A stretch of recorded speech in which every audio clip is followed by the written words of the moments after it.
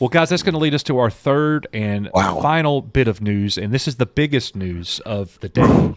It is that Dave Filoni has been named executive creator director at Lucasfilm and Disney. Now, what we don't know right now is how long ago did this happen? I've seen some speculation that this actually happened several months back, and they just updated their website and made it public or whatever.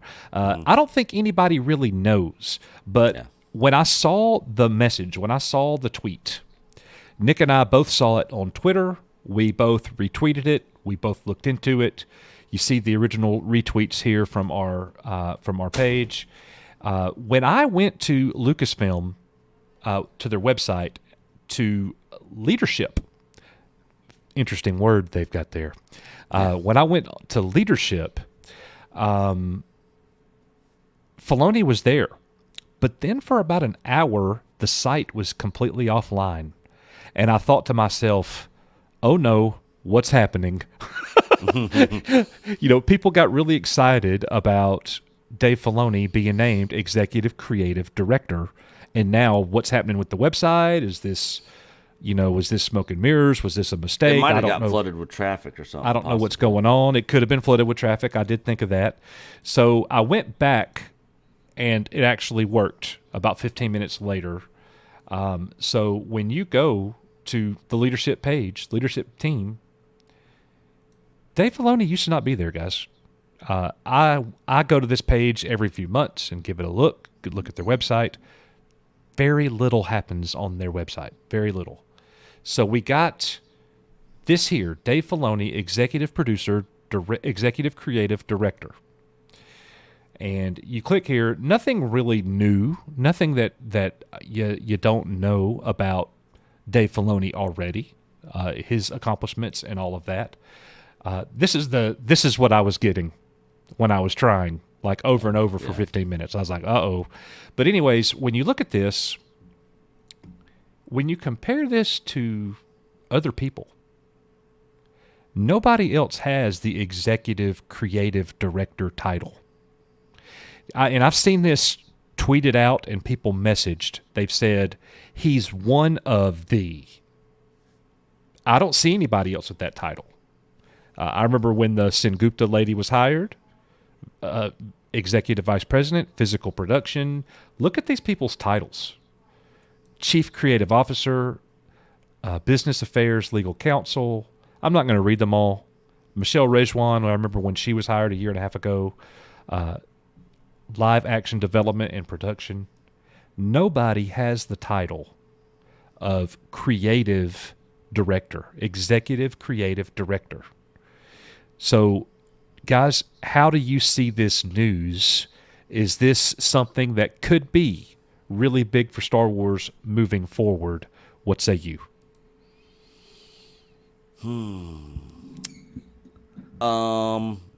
The fact that Filoni is being put basically in charge, so executive creative director. So it sounds like he's over all of creative. My only concern is, does that put him above Jon Favreau's creative direction? Because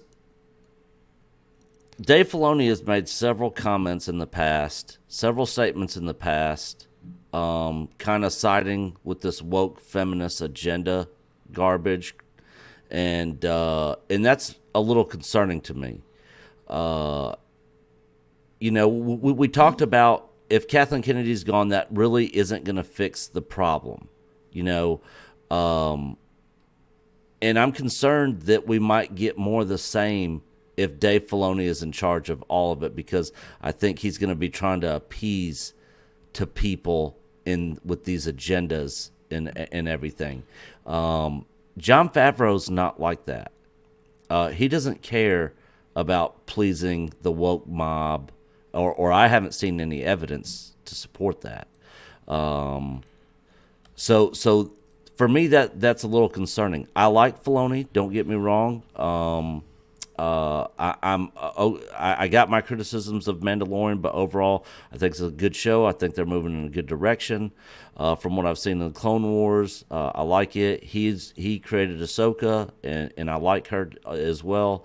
But I do have some reservations a little bit with Filoni. So this could be a very, very good thing, or this could turn out to be more of the same, which I hope is not the case. Right. And you can actually go out there and YouTube search all of Dave Filoni's woke agenda crap that he's said, out there. It's all public knowledge. But yeah, that's kind of where I stand. I'd like to know more if he's going to kind of be over. I mean, if Jon Favreau still is making the decisions and Filoni can't be like, no, we got to have a Asian in there, two more women in there, a POC in there, and Favreau's like, what? I mean, I don't know. It gives me a little bit of concern, but like I said, it could be a really good thing, or it could be more of the same. But I don't think it's going to be worse with him there. Mike? Well, if you go to his IMDb, I'm logged into my IMDb Pro account, and there's nothing there. His last Twitter post was in December of last year, and his wiki profile hasn't been updated at all with any of this. So we have to assume the announcement's true, but we have to also understand that it's being kept very under the cover, low key, and not a big deal, which basically probably fits into what Cameron's talking about, that it's all about Chapek, his leadership, and this type of shuffling is happening. I mean, the fact they put it on their website. I mean, I would assume that it's. Yeah, that's important. I think that's a signal. I think here's the way I look at it, Nick and Coach. What I look at it here is like that's updated on the website, because with Chapek taking control, and if basically they have to eat the dust that, hey, look, Kathleen Kennedy's leaving. Everybody knows it. Everybody knows this article that just came out is giving cover for it. Well, the questions obviously come: who's still sticking around? And by updating the website and putting Filoni in, at least we're able to say, hey, creatively, we've still got our ace. Similarly, with the Warner Media thing that happened also, it's a similar type of thing where the guy who's going to run the Batman thing with J.J. Abrams, he's the same creative guy that did the Green Lantern series. He's the same one that had done Batman before from the 90s, animated series, etc. I believe this is a signal that, hey, look, we're not losing the guts. This is a positive signal. I believe, to say, hey, creatively, we've got our man or one of our men, still sticking around that can perform and has performed. Yeah. Well, I think this is very favorable, very, very favorable. I'm in shock. I'm in awe, and I think it's incredibly favorable, with the caution that Nick brings up. Nick brings up an excellent point, which is that this is a guy who, with a little bit of pressure, can go very beta very quickly and say whatever wokey woke he needs to say in order to keep his job and stick around. Well, let me break in here, and right now I only see the positives. I do recognize the fact that it could turn at any moment, but for the most part, Dave Filoni has given us very good Star Wars. Dave Filoni is from George Lucas's lineage. Like it or not, agree with everything he's done or not, he's the direct line to George Lucas. Yeah, you're right. So I, for one, want to support Dave Filoni. Now, here's the other thing. I don't know what this does for the Favreau-Filoni relationship, but I can assume this, that the two of them work extremely well together. And if this position has leapfrogged Dave Filoni over Jon Favreau, The Mandalorian is still Jon Favreau's. So I don't think any of that's going to change. I don't think any of that is in danger. And I think that the two of them work so well together, I don't think we have anything to worry about. I'm only seeing the positives for now. It's definitely something that we're going to keep our eyes on as we go. But don't you guys think it's interesting that just last week, the very first thing that we talked about tonight, this news happened a week ago. Bob Chapek taking a hit. Bob Chapek is the problem. Disney's on a rapid decline. And then Cameron Pasha comes out and says, guys, this is what that means. This means he is taking the first hit for the company. He's saying that Kathleen Kennedy is already gone. And then, boom, look at what we get today. We get this announcement here that Jon Favreau or Dave Filoni, is the new executive creative director. Now, I am only hypothesizing here. Are these things linked? Are they related? They definitely could be. Comments?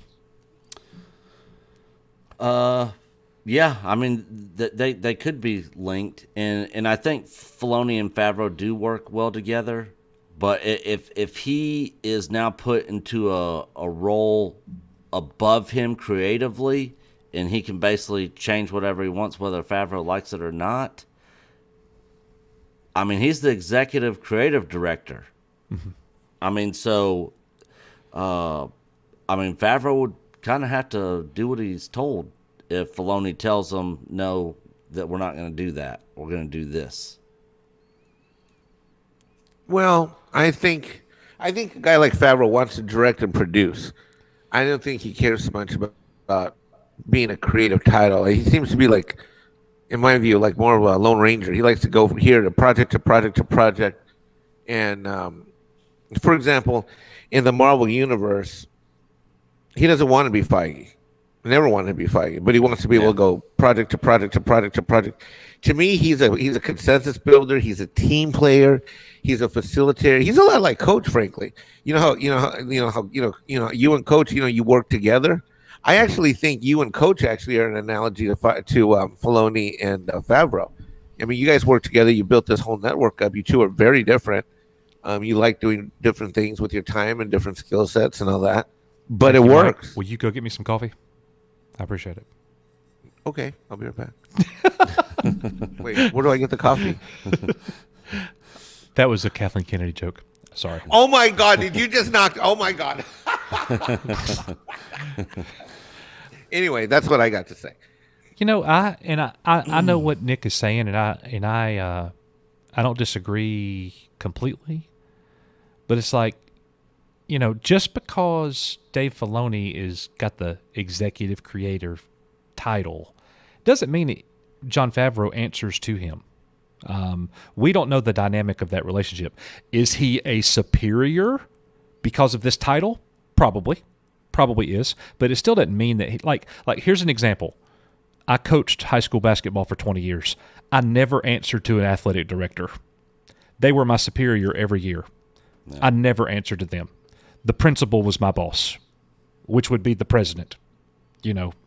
So just different. I would look at the AD and say, you can go work on the schedule, or you could set up an interview with the media or whatever. And that's a thing that I'm ignorant on is the exact meaning of these titles and in the workings of how all that is in the industry over there. On who can do what, like who has to listen to who. Some of these people might be above others, but do they really have to listen to them or report to them or do what they're told, by them? I'm not familiar with all that. And I think that's another reason I think we need to try to get Cameron back on the show. Mm-hmm. I think he could probably. He would love to come back. He loves you guys. He would love to come back in a heartbeat. Well, I'm going to tell you something right now, Nick. You guys should call him. I don't know. Again, I'm speculating. But if you look at Rangers of the New Republic, the Book of Boba Fett, if you look at Ahsoka, I think that's Dave Filoni. I think that's him in this role. Say that again, Coach. Wait. Say that again. Go over that one more time, that list. The Book of Boba Fett, Ahsoka, and Rangers of the New Republic. Okay. He is the executive creative director. That's his vision. He passes it on to the president. She stamps it approved. Now he hands it over to Favreau. He's the boots on the ground. He's actually the one getting it done. But so it's like Dave Filoni to me is the the visionary that this is the Star Wars we're going to make. Go make it. And I'm going to be there by your side and help you. So basically, he's central command type of thing. And then Favreau's the general out on the thing. Go take that. Like in the Clone Wars, he's more of Yoda in the High Temple, and he's sending out Obi-Wan in order to go fight that battle on that Clone Wars planet. Well, would Filoni in that role not be the one who says, all right, these are the characters we're going to have. These are going to be the people that we hire. These are going to be the characters that we have, whether they're POC, females, white males, whatever. I think he gets those directives from the president. Who's writing the stories? So is the president telling them all this stuff? Like we got to have this. Well, everything that you just mentioned it's a broad range of things you just mentioned. I think Coach is right. Also, I just thought of something.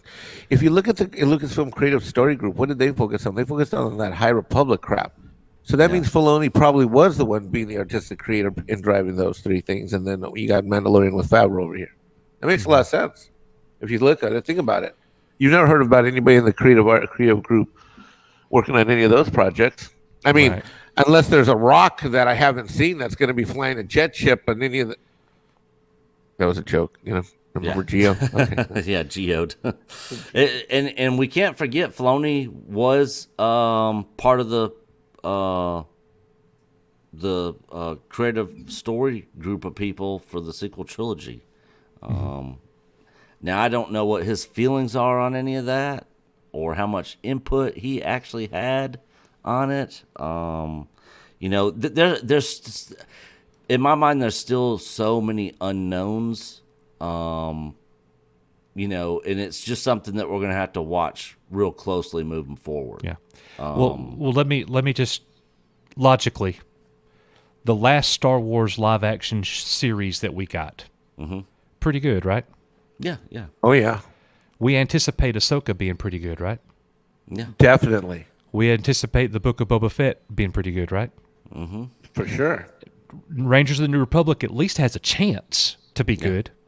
That's the one that I have the least amount of pull towards because I don't know much about it. But if it's in the Mandalorian timeline, I'm going to anticipate it being good. If Dave Filoni is the creative that is saying, here's what we're making, let's go. I like that. And let's do this too. Who's the person that actually came up with the Veil of the Force, the alternate timeline? Filoni. I mean, Dave Filoni. And the fact is, maybe with his involvement with the sequel trilogy, maybe that was his way of coming up with something to try to fix it. Yeah. We'll never know that. Yeah. What a great thought. Yeah, but we'll probably never know that till after he's gone from the company, and then they'll release books on it, talking about how everything happened and went down. Truth will come out one day.